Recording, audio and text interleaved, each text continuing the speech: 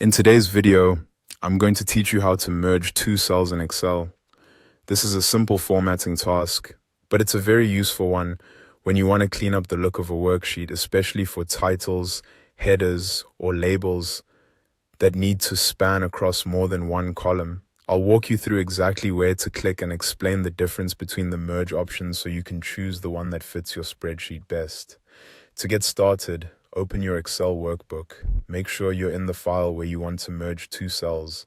Once the workbook is open, go to the area of the sheet where the cells you want to combine are located.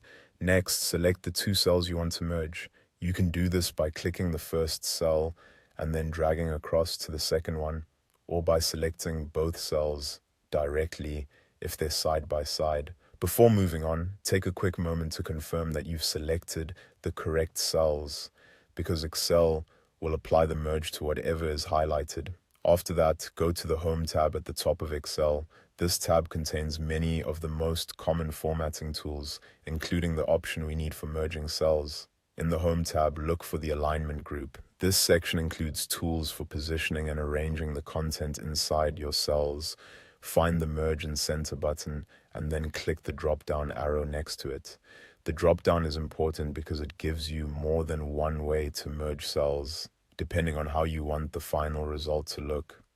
From here, choose the option you want. If you select Merge and Center, Excel will combine the selected cells into one larger cell and center the content inside it. This is a popular choice for worksheet titles or headings because it creates a neat, balanced appearance. If you choose Merge Cells, Excel will still combine the selected cells, but it will not center the content. This option is helpful if you want to keep the existing alignment and simply turn multiple cells into a single cell. Once you click your preferred option, the cells will be merged immediately. And that's it. As a quick tip, merge cells are often best used for visual formatting, such as section headers, rather than for areas where you'll need to sort or filter data later. But for creating a cleaner, more organized layout, this feature can be very effective. That's how to merge two cells in Excel.